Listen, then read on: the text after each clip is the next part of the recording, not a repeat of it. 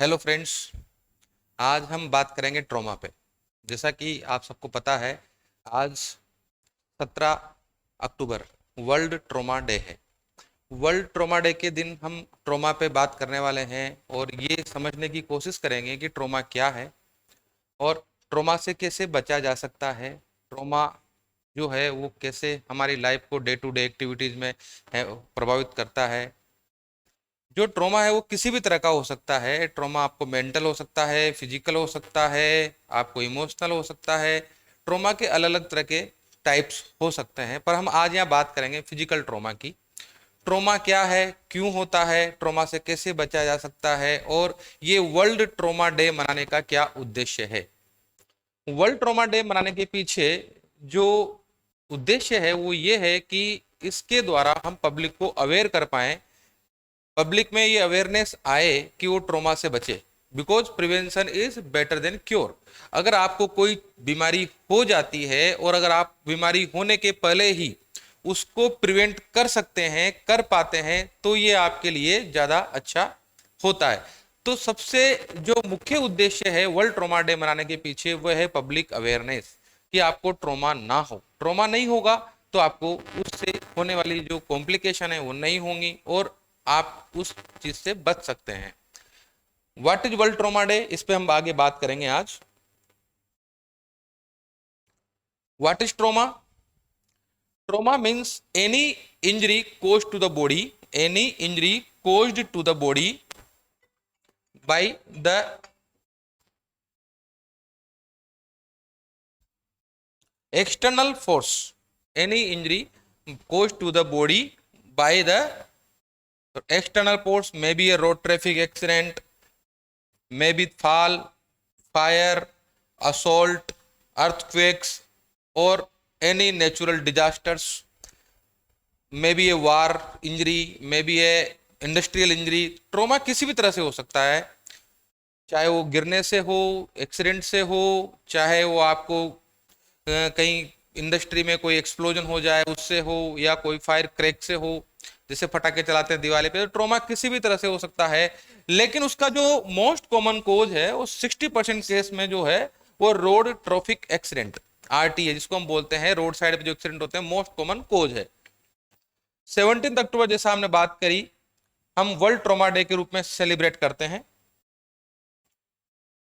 Epidemiology क्या है, जैसे कि हमने ग्राफिक एक रिप्रेजेंटेशन यहाँ पे तैयार किया है कि ये किस तरह से हो सकता है। तो मेजर जो डिस्ट्रीब्यूशन है जो हमने अभी बात करी, 72%, कितना? 72%। 72% केसेस जो ट्रोमा के हैं वो because of the RTA, road traffic accident, RTA road traffic accident की वजह से होते हैं। 72% मेजोरिटी ऑफ केसेस। उसके बाद नंबर 2 पे आता है आपका fall from height, 21%। Fall from height, ऊंचाई से गिरने से, अगर कहीं रेलिंग नहीं लग रही है, कहीं ऊपर छत पे से आप गिर सकते हैं, तो वहां से ऊंचाई से गिरने से हो सकते हैं। फिर नंबर 3 पे आता है आपका असोल्ट, मारपीट, असोल्ट। ये 4% केसेस में जो ट्रॉमा है वो असोल्ट की वजह से होता है, because of the violence. And 3% case others, 3% cases में इसके और भी कारण हो सकते हैं, जैसे हमने बोला नेचुरल डिजास्टर हो सकते हैं, वार इंजरी हो सकती है, फायर क्रैक हो सकते हैं, बहुत सारे कारण हो सकते हैं। पर हमें ये जानने की और ये समझने की आवश्यकता है कि मेजोरिटी ऑफ केस जो है वो कहां पे है, 72% कहां पे है, आरटीए रोड ट्रैफिक एक्सीडेंट। तो हमारा जो मेन फोकस वो कहां होना चाहिए, आरटीए रोड ट्रैफिक एक्सीडेंट को प्रिवेंट करें या उससे बचें। 5 मिलियन पीपल डाई, यहां देखने की जरूरत है कि वर्ल्ड में 5 मिलियंस यानी कि 50 लाख लोग एवरी ईयर, हर साल इस ट्रोमा की वजह से एक्सपायर हो जाते हैं, मर जाते हैं एवरी ईयर। इंडिया की बात करें अगर हम, इंडिया में तो 1 मिलियन, इंडिया में 10 लाख लोग ट्रोमा की वजह से एक्सपायर हो जाते हैं और 20 मिलियन आर हॉस्पिटलाइज। 20 मिलियंस मतलब 2 करोड़ लोगों को हर साल हॉस्पिटल में भर्ती करने की आवश्यकता पड़ती है because of trauma. Common age group क्या है ट्रोमा का, 15 से लेकर के 60 साल। ये क्या करता है, एक प्रोडक्टिव एज ग्रुप को अफेक्ट करता है। प्रोडक्टिव एज ग्रुप से हम ये मान के चलते हैं कि जो यंग एज है, यंग एज में ज्यादा ट्रॉमा होता है, बिकॉज ऑफ रोड पे वो लोग ज्यादा निकलते हैं।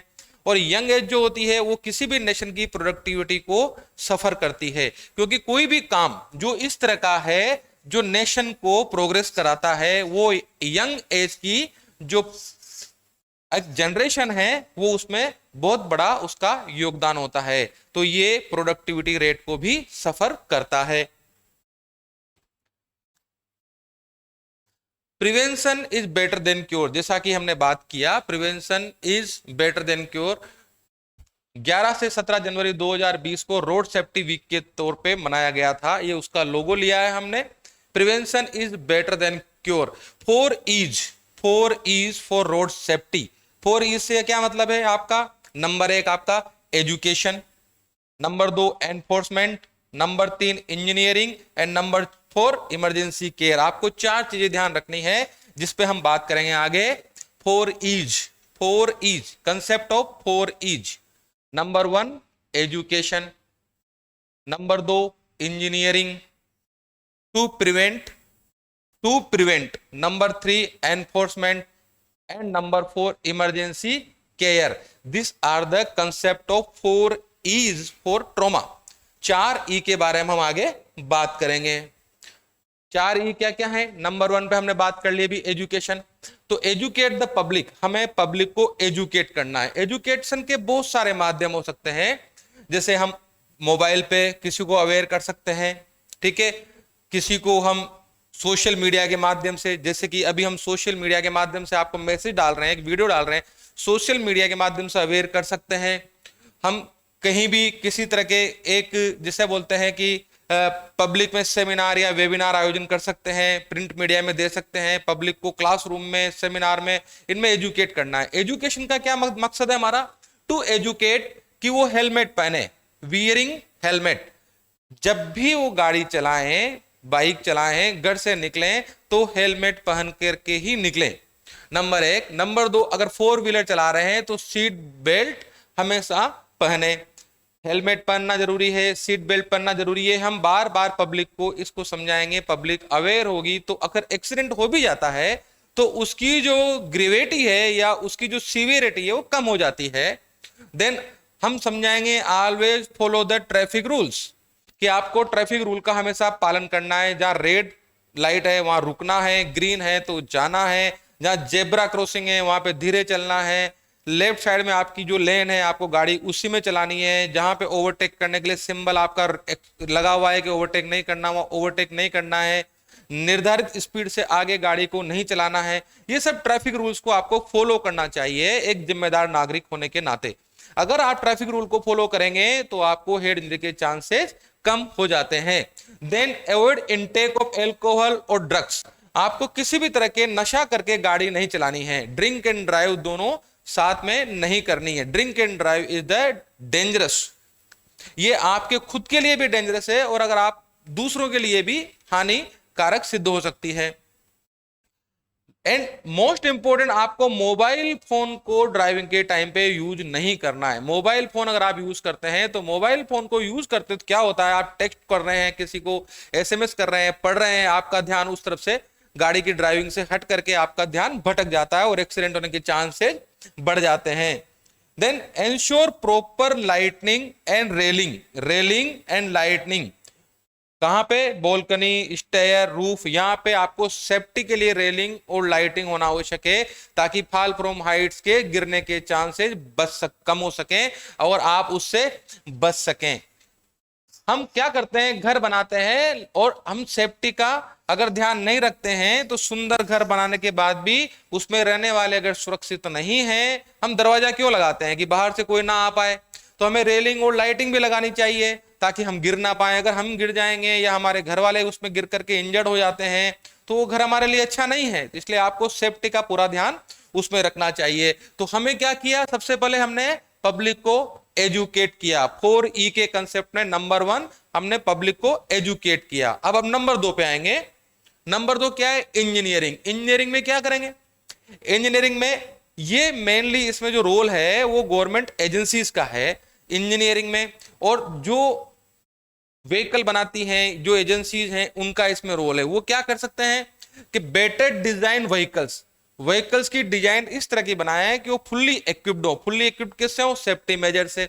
एयर बैग हो उसके अंदर, सीट बेल्ट अच्छी क्वालिटी के हो, चाइल्ड लॉकिंग सिस्टम हो, seat belt locking with childs हो, ये सब उसके अंदर एक fully equipped and full safety measures designed vehicle तैयार करें। ये रेस्पॉन्सिबिलिटी उनकी है। देन गवर्नमेंट एजेंसीज की क्या रेस्पॉन्सिबिलिटी है?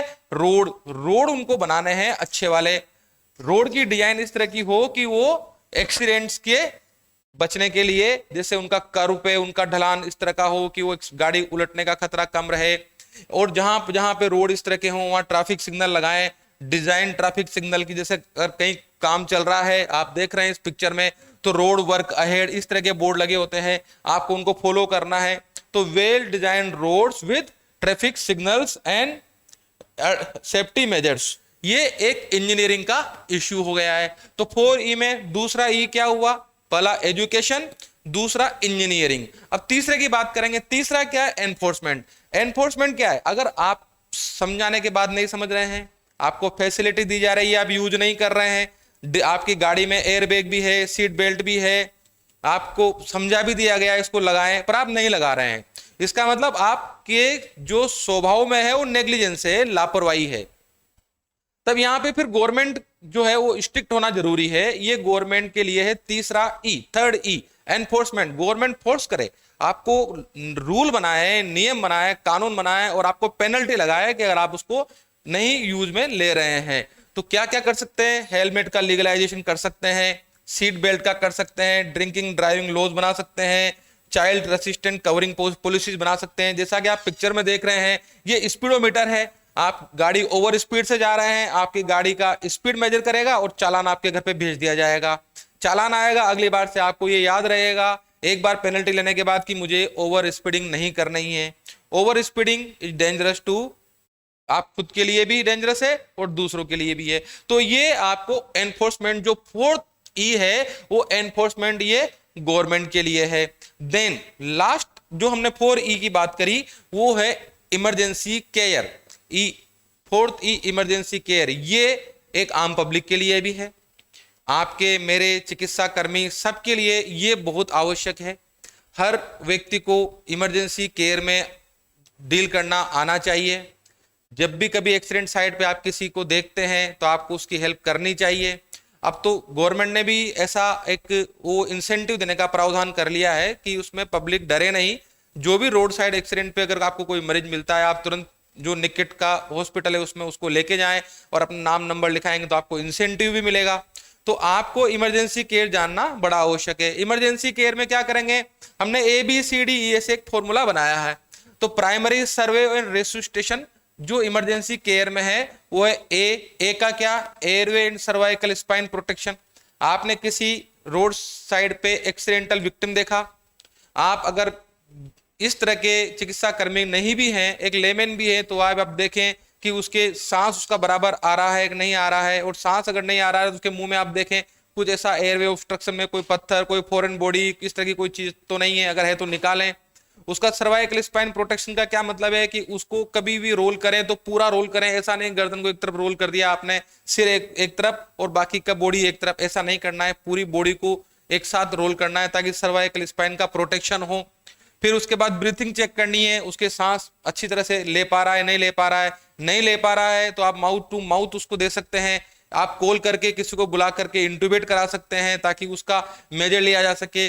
देन सर्कुलेशन, उसकी नब्ज वगैरह देखना है, और ये काम जो है प्राइमरी चिकित्सा कर्मियों का है। उसका सर्कुलेशन देखना है, अगर उसका BP कम हो रहा है, हेमरेज हो रहा है तो हेमरेज को स्टॉप करना है, जैसे भी सूचर लगाना हो, बैंडेज करना हो, हेमरेज को रोकना है, IV फ्लूइड लगाना है, उसका जो है सर्कुलेशन इंप्रूव करना है। देन डिसेबिलिटी, तो ए से एयरवे, B से ब्रीथिंग, C से सर्कुलेशन, D से डिसेबिलिटी। डिसेबिलिटी किसको चेक करनी है? जो डॉक्टर जो प्राइमरी केयर कर रहा है वो उसको डिसेबिलिटी देखेगा, उसको क्या क्या किस तरह की चोट लगी हुई है उसको देख करके बाद में वो पूरा फुल एक्सपोजर करेगा। जब वो स्टेबलाइज हो जाएगा पेशेंट, ई से एक्सपोजर कि अदर और कोई स्ट्रक्चर उसकी इन्वॉल्व है या नहीं है, बॉडी का पार्ट कोई उसमें चोट में है या नहीं है। और अबव ऑल अगर आप इन चीजों के बारे में अवेयर नहीं भी हैं तो कोई आपको तनाव लेने की जरूरत नहीं है। आप उस मरीज के लिए सबसे पहला काम करना क्या करना है, आपको call the emergency helpline number. आपको 108 अगर एम्बुलेंस को फोन करना है, या 100 डायल करके पुलिस जो भी हेल्प सेंटर उसको करना है, या निकट के जो भी अगर आपको हॉस्पिटल का कोई नंबर या चिकित्सा कर्मी का नंबर पता है तो आप उनको फोन कर सकते हैं। तो इमरजेंसी हेल्पलाइन नंबर पे आप उसको कॉल करके और उसको पेशेंट को बचा सकते हैं। वर्ल्ड ट्रॉमा डे का मकसद भी हमारा यही है कि अगर आप इस वीडियो को देख करके किसी एक व्यक्ति की भी मदद कर पाते हैं तो ये वीडियो बनाने का हमारा जो उद्देश्य है वो सफल हो सकता है, और आपका देखने का जो उद्देश्य है वो सफल हो सकता है। ये हमने एक लोगो लगाया है इमरजेंसी सीपीआर का, ये हर एक उसको आना चाहिए, जिम्मेदार नागरिक को, ऐसा हम मानते हैं। टेक होम मैसेज, आज का टेक होम मैसेज क्या है, हमने आप सबसे सब बातें कर ली है। एजुकेशन की बात कर ली है, पब्लिक को एजुकेट करेंगे, इंजीनियरिंग की बात कर ली है, हमने बात कर ली एनफोर्समेंट रूल बनाएंगे, ऐसे कानून बना देंगे, इमरजेंसी केयर कर देंगे। लेकिन एबव ऑल सबसे ऊपर क्या है, above all you must protect, आपको स्वयं को बचाना है। You must protect yourself as you are not lord Ganesha and your father is not lord Shiva. आप इस पिक्चर में देख रहे हैं कि न तो आप भगवान गणेश हैं, ना आपके पिता भगवान शंकर हैं, जो एक बार आपको ट्रॉमा हो जाए, आपके सिर में हेड इंजरी हो जाए तो हेड ट्रांसप्लांट कर सकें, ऐसा संभव नहीं है। तो above all you must protect your self from the trauma and prevention is better than cure. Thank you for watching my video and kindly subscribe my channel for more and more interesting and informative videos.